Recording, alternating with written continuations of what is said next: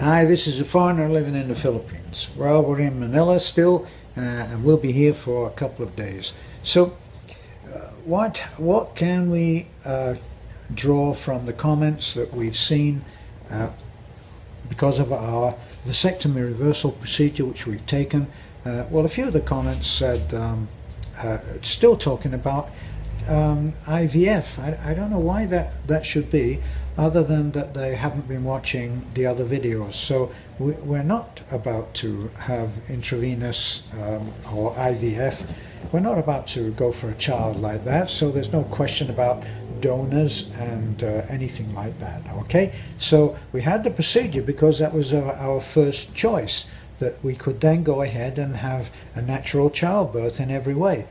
Well, as far as we know so far, the procedure was a success. It was a successful operation. Everything was done great. I'm now recovering. I can actually cross my legs now. The splits might be a few weeks hence, but healing is already on its way. So what is it that prompts me to talk about the comments that we've received? Well, one of the things that it's funny, you can have 50 good comments and then one negative comment, and for some strange reason, it's a quirk of human nature, you spend more time thinking about the negative comment than you do about the positive. In actual fact, I see very few of the negative comments now, because Beth gets up early and she deletes them all. So I'm happily censored on those because I don't need to hear the negative comments. So that's the whole thing about running a feel-good channel. For those people who feed off negativity, oh gosh, you are spoiled for sources of joy, because the radio, the television, it's full of that stuff, and you can go any time and you can negate your life into oblivion, and I'm sure that a lot of you are doing that. So the other thing that really attracts my attention is how intolerant people are of accepting other people's beliefs, and I don't fully get this, because a long time ago, a very good friend of mine taught me the importance of a word, and that word is empathy. Not apathy, empathy. And empathy is the ability to, or the act of putting yourself into another person's shoes. In other words, you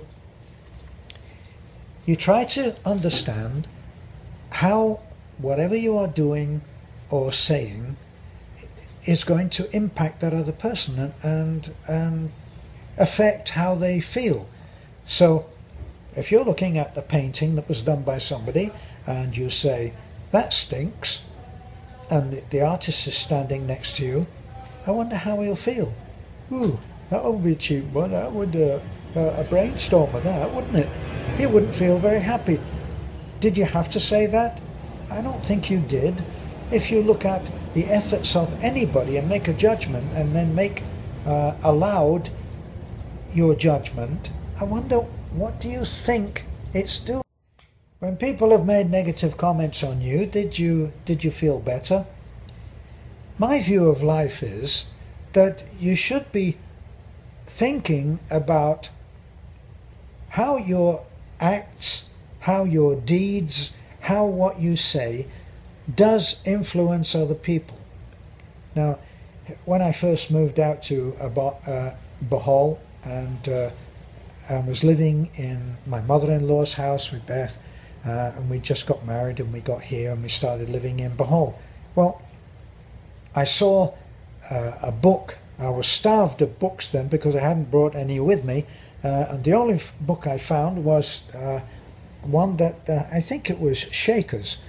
The Shakers. It was about the setting was on a farm that was a Shaker family, and in it there is a young man and the father and the way that he guides his son. But one of the expressions or quotes that I remember from that book, which actually made me smile, was that in admonishing his child, he said to him, "Just remember, never pass up the chance to keep your mouth shut."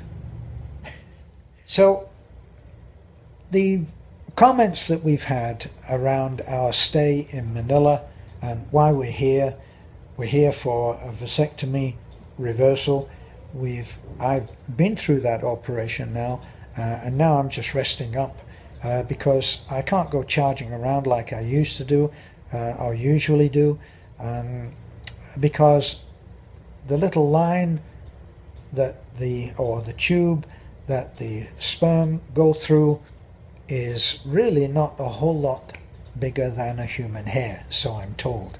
So that has been the little tie-off section has been cut out, and the tubes have been rejoined, and some of them have gone straight into that little sac or whatever it's called that contains the live sperm. So for me it's good news, because while they were in there, if that's the correct way of describing it, they found live sperm. So we have every right now to hope that we will be able to have a child naturally. But what does emerge from all of these comments, and we've had so many, and I thank you very much for all of your good comments, all of your prayers, all of your best wishes, it leads me to ask, why don't people allow others to have their own set of words that they use to describe a power that is greater than themselves?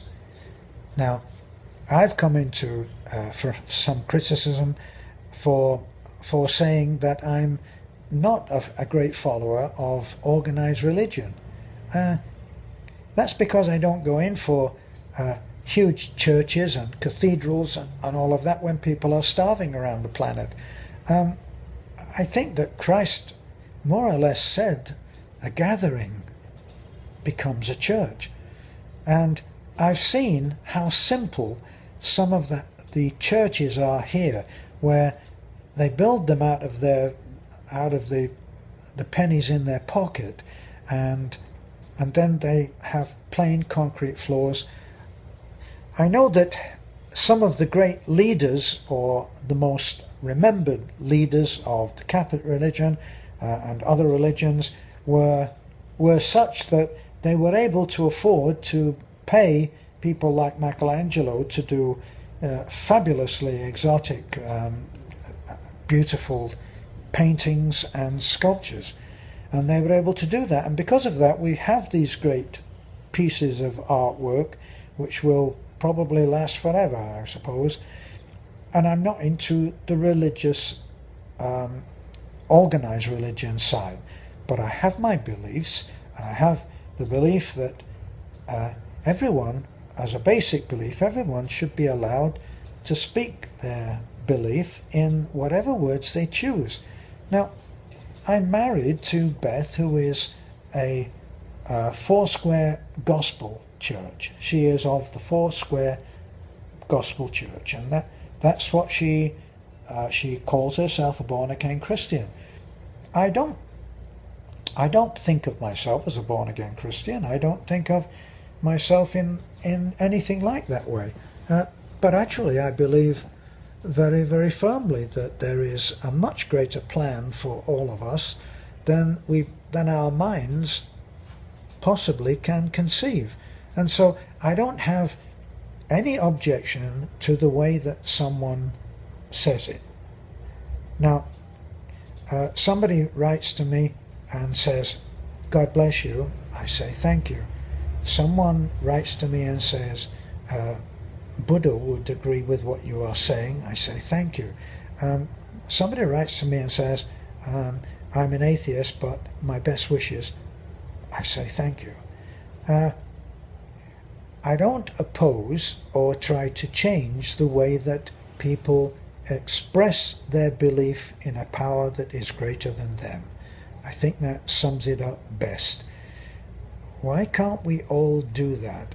I'm not going to try to persuade any of you to admit that I'm right on the way that I believe about a creator. I don't expect a Roman Catholic to pop in and see the priest and say, I won't be coming anymore. I don't expect any of those things. My hopes are high and my expectations are low.